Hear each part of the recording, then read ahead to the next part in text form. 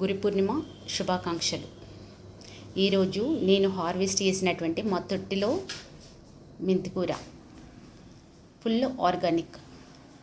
ఈ మెంతికూర మరియు కొత్తిమీర మనం ఎక్కువ దానికి కష్టపడవలసిన పని లేదండి.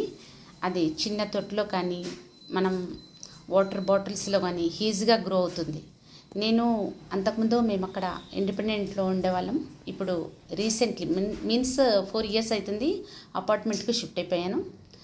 ఆ అపార్ట్మెంట్లో కూడా మాకున్న కొంచెం ప్లేస్లోనే నేను స్మాల్ కంటైనర్స్ పెట్టుకొని అందులో ఒక 2 అనుకుంటాను ఫ్రూట్స్ ప్లాంట్స్ ఉన్నాయి. అది మల్బరీ ప్లాంట్స్. ఆ ఫ్రూట్స్ కూడా చూపిస్తాను.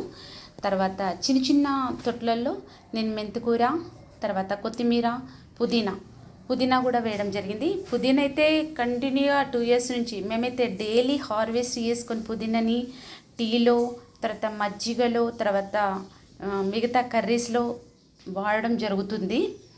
ఇది హెల్త్ పరంగా కూడా చాలా మంచిదండి.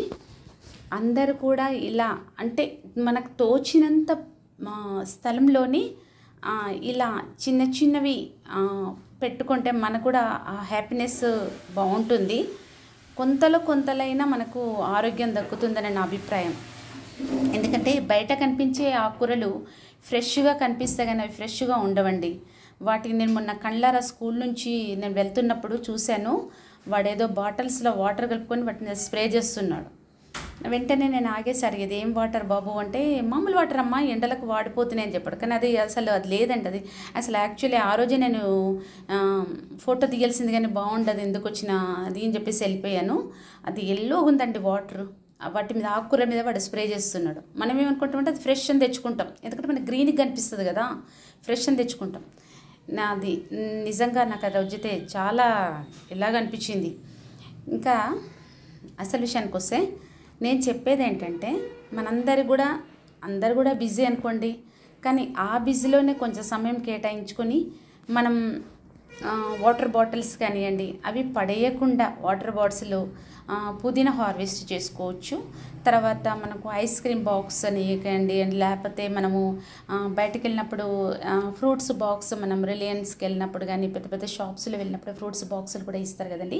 వాటిని పడేయకుండా అంట్లో కొద్దిగా మట్టి, ఎక్కువ మట్టి కూడా అవసరం లేదు, కొంచెం మట్టి మనము వాడేసినటువంటి కూరగాయల ముక్కలు, అంటే వాటికి ఇప్పుడు వేస్టేజ్ మనం కట్ చేస్తాం కదా, ఆ వేస్టేజ్ని బట్టి ఒక లేయర్ లాగా వేసి మళ్ళీ మట్టి వేస్తూ ఇలా పెట్టుకుంటే మనకు కావలసినటువంటి క్రాప్స్ వస్తాయి.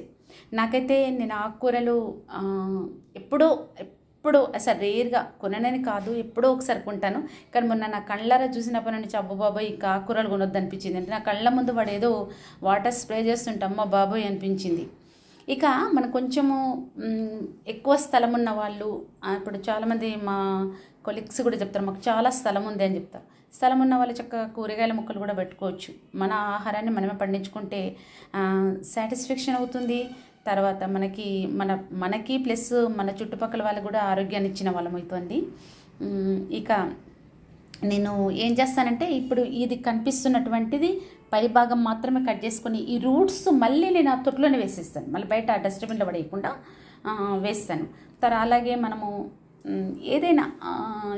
ఏదైనా మిగిలిన, అంటే మనము చిన్న చిన్న ఐటమ్స్ మిగిలినప్పుడు కూడా అది పెట్టేసి బాక్సులో పెట్టేసేసి అట్లనే ఒక సైడ్ పెట్టేస్తాను. అది ఒక 15 daysలో మ్యాన్యూర్ అయిపోతుంది. అందులో కొంచెం వాటర్ కలిపేసేసి మళ్ళీ మొక్కలకు ఇవ్వడం జరుగుతుంది.